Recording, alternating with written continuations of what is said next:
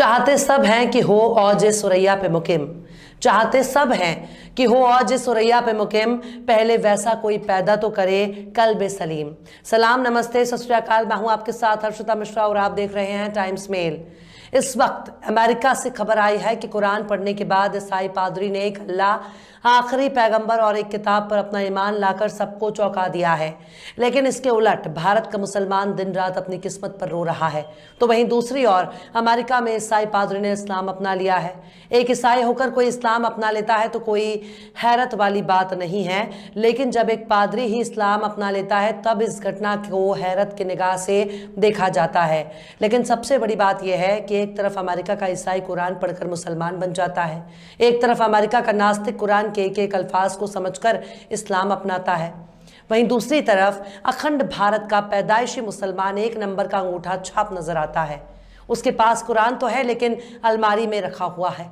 उसके पास अल्लाह की किताब मौजूद है लेकिन उसे पढ़ने का शऊर नहीं है। उसके पास पैगामे इलाही मौजूद है लेकिन उसे कुरान की समझ नहीं है।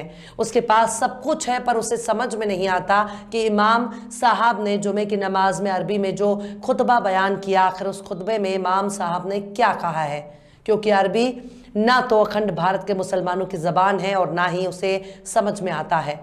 खुद इमाम साहब भी लफ्ज़ बालफ्ज़ कुरान को अपनी ज़बान पे बयान नहीं कर सकते हैं।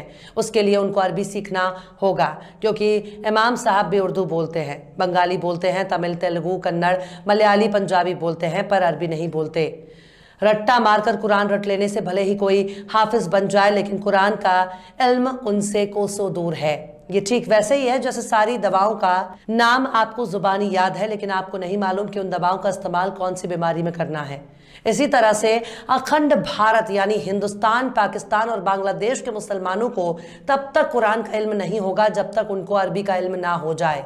लेकिन अमेरिका वाले आखिर कुरान को कैसे पढ़ते हैं? अमेरिका वाले आखिर कुरान को कैसे समझते हैं?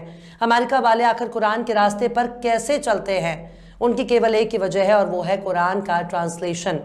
कुरान को अरबी से अंग्रेजी में ट्रांसलेशन के जरिए समझकर सारे अंग्रेज कुरान को अपनी जबान में समझ लेते हैं।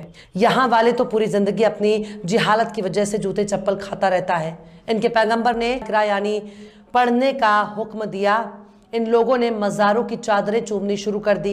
इन लोगों को पैगंबर ने बुत परस्ती और शिर्क से दूर रहने का सबक दिया तो इन लोगों ने मज़ारों पर सिर पटकना शुरू कर दिया। इन लोगों को पैगंबर ने कुरान को